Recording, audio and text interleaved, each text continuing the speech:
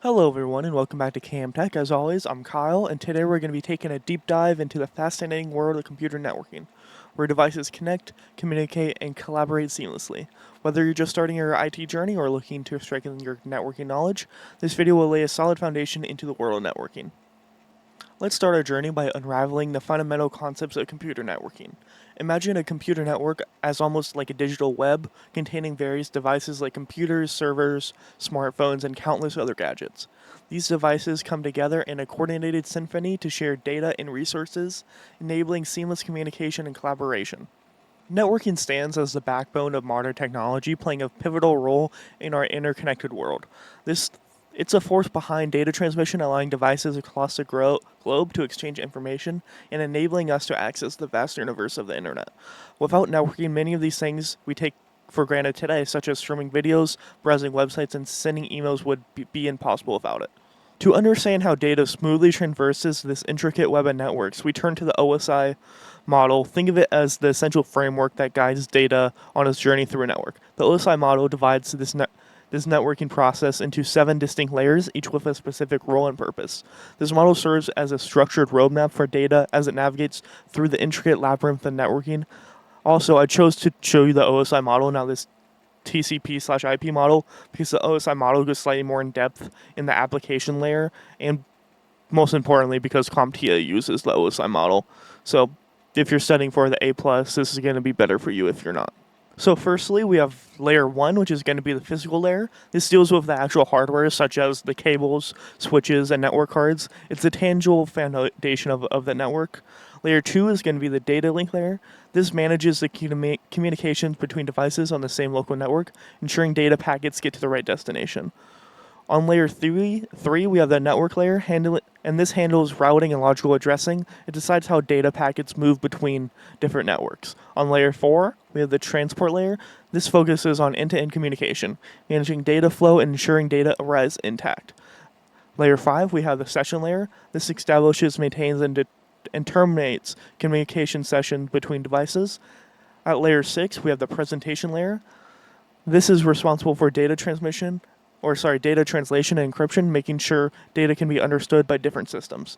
On layer 7, we have the application layer. This is where applications and services we interact with directly reside. It's a layer that we most often engage with, like web browsers and email clients. So if we're going to go by this is just the OSI model. If we go by the TCP/IP model, layer 5 through 7 are going to be represented by just one layer, and that's going to just be represented by the application layer. And those are the really own main differences between the OSI and TCP model. But I digress. So these layers create an organized system that ensures data is transmitted efficiently and reliably, making networking one of the most exciting and essential fields in the realm of information technology. So now let's do a little discussion about the fascinating worlds of IP addresses and subnets. These are the foundational elements that enable devices to communicate and navigate the vast landscape of the internet. First, let's delve into IP addresses. Imagine these are digital addresses on devices on a network, just like your home has a physical address. IP addresses are critical because they allow data to find its way to the right destination. So to start off, there are 2 primary versions of IP addresses. IPv4, which stands for Internet Protocol version 4, and IPv6, which is Internet Protocol version 6. IPv4 uses a 32-bit address format, which allows for approximately 4.3 billion unique addresses. While this seems like a lot of addresses when it was originally created, and it may seem like that now, the explosion of internet-connected devices needed a more extensive address space. IPv6, on the other hand, employs a 128-bit address format, which results in an almost unimaginable number of unique addresses, enough to accommodate the growing number of devices in the Internet of Things era. IPv4 addresses have a structured format, typically represented as 4 decimal numbers separated by dots like 192.168.1.1. The address is divided into 2 parts, the network portion and the host portion. The subnet mask determines whether this division occurs. Subnet masks are another crucial element. They help devices understand which part of the IP address identifies the network and which part identifies a specific value within that network. So IPv4 addresses are divided into classes, Class A, Class B, and Class C, and a few others. Each class has a different range and is suited for slightly different scenarios. For example, Class A addresses are typically used by large organizations because they offer a massive number of host addresses. Class 3 addresses, on the other hand, are often used for small networks due to their more limited address range. So with IP addresses, there's this thing called CIDR, or Classes Inter Domain Routing Notation. It's also can be said as just CIDR notation. So CIDR notation is a modern way to represent IP addresses and subnets. It's more flexible than traditional subnet masks and allows for finer-grained control over access allocation. CIDR notation uses a format like 1.92.168.1.0/24, where the /24 indicates a subnet mask. This notation is commonly used in modern networking. These IP addressing and subnetting concepts are the building blocks of networking. They enable devices to communicate and navigate the complex web of networks that make up the internet. As you progress in your networking journey, mastering these fundamentals will be the paramount. Now let's turn our attention to the star players in the world of networking hardware. That's going to be routers and switches. These devices are the unsung heroes orchestrating the flow of data within and between networks. First up, we have routers. Picture routers as the traffic cops of networks directing data to its rightful destination. They're like the gatekeepers managing the flow of information between your local network and the vast expanse of the internet. When you send a request, like opening a web page or sending an email, it's a router that determines the most efficient path for your data to travel. Routers connect different networks, your home network, your office network, and the worldwide internet. They're the ones who make it possible for you to access websites hosted on servers halfway across the world. But how do routers know where to send your data? They rely on something called routing tables. These tables are like GPS for data packets. They contain a list of routes, paths to different networks. When your data packet arrives at the router checks its routing table to figure out where to forward the packet. It's like a postal service sorting hub, ensuring your message gets to the right destination. Now let's talk about switches. Switches are the workhorses within your local network. While routers manage data traffic between networks, switches specialize in handling traffic within a single network. They're incredibly efficient at this because they understand MAC addresses. So I'm going to give an analogy on how to kind of understand what MAC addresses are and how they work. So imagine your local network is a bustling city, and each device is on the network as a building. Each building has a unique address, similar to how devices have unique MAC addresses. When one device on your network wants to communicate with another, the switch uses these MAC addresses to direct data straight to the independent recipient. It's like a postal service delivering letters within the same neighborhood. So how do switches do this so efficiently? They rely on something called MAC address tables. These tables are like the switch's memory. They keep track of which devices are connected to which switch ports. When data arrives at the switch, it consults its MAC address table to determine which port to send its data to. It's as if the switch knows the layout of the neighborhood and can swiftly deliver messages to the right houses. So to recap, routers connect different networks, ensuring data can travel across the internet, while switches excel at forwarding data within the local network, using MAC addresses as their guide. Routers use routing tables to decide where data should be sent, and switches use MAC address tables to determine the correct path for data packets. These devices are the backbone of your network infrastructure, working tirelessly to keep your digital world interconnected and running smoothly. Alright, so let's now explore the fascinating world of network topologies. These are the architectural blueprints that dictate how devices are interconnected within a network. Each topology offers a unique set of advantages and trade-offs, impacting how data flows and the overall reliability of the network. So we'll start off with the bus topology. Imagine this as a straight line where all devices are connected to a single central cable. This cable services as the backbone of the network, with the devices tapping into it. While it's a simple and cost-effective design, it has a vulnerability. If the central cable fails, the entire network can be disrupted. So next we have the star topology. Picture this as a hub and spoke model. All devices are connected to a central hub or switch. It is known for its reliability. If one device encounters an issue, it doesn't affect the rest of the network. However, there is a drawback.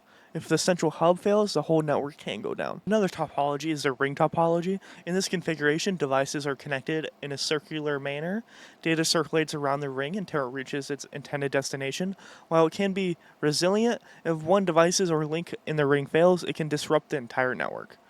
And lastly, we have the mesh topology. Imagine this as a complex web of interconnections. Devices are connected to multiple others, creating redundancy. If one path fails, data can find an alternate route, ensuring high reliability. However, setting a full mesh can be resource intensive and complex. The choice of topology depends on various factors, including the network size, desired redundancy, and the budget available. Each topology has its place in the networking world, serving specific needs.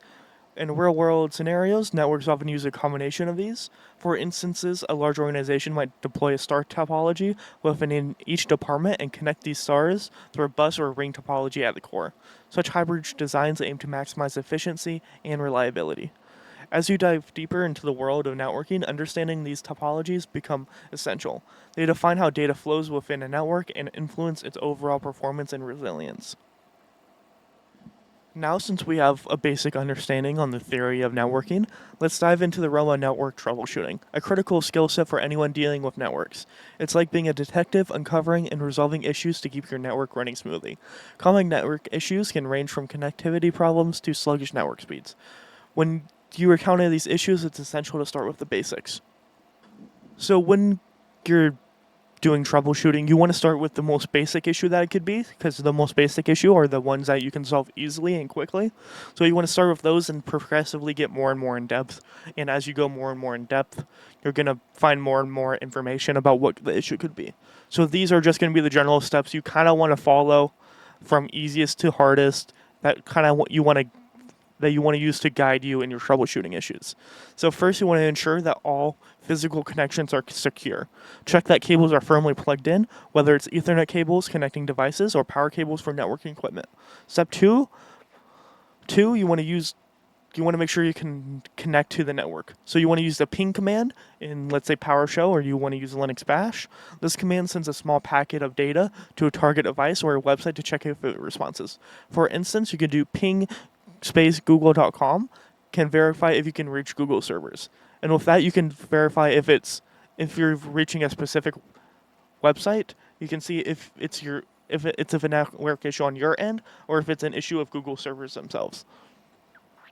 So to view your device's IP configuration, use the ipconfig on Windows command, or you want to use the if config command on Linux. This provides network details about your IP addresses, subnet mask, and default gateway. Ensure your settings match with your network's requirements. So step 3, sometimes the issue lies in the DNS, or the domain name system resolution. A DNS translates to human-readable domain names like google.com into IP addresses. If DNS is misconfigured, websites won't load. You can troubleshoot this by changing your DNS server or flushing out your DNS cache. So those first 3 steps are all things you can do from the computer that you're having issues with. These next couple steps are going to be, these next 2 are going to have to be stuff you're going to have to do on the server side or do on your own end. So the step 4 is going to be check network equipment, inspect your networking equipment, restore your modem and router to refresh your settings, and examine the router's LED lights. They often indicate if there are issues with a connection. Step 5 is going to be firewalls and security software can sometimes block the network traffic. Ensure your firewall settings allow the necessary traffic to pass through. Temporarily disable security software to test if it's causing the issue.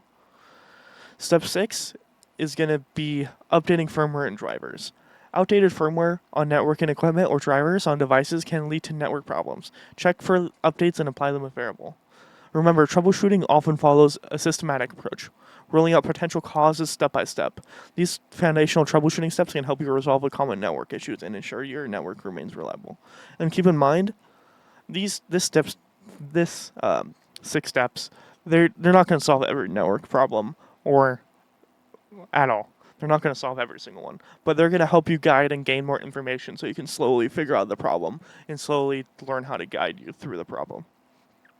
But as you gain experience, you'll refine your troubleshooting skills and develop a deeper understanding of your specific network intricacies. It's a journey of constant learning and problem solving. It's a fundamental part of working in IT.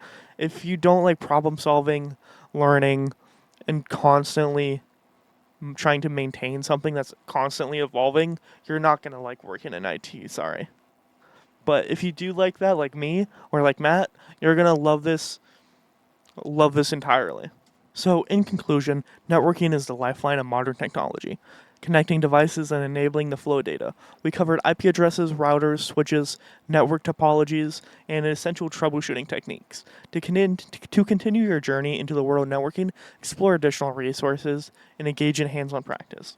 Like one of our next videos is going to be a networking lab where we go into VirtualBox and we make our own personal network. And that's just a good way to generally understand how to generally how to understand networking.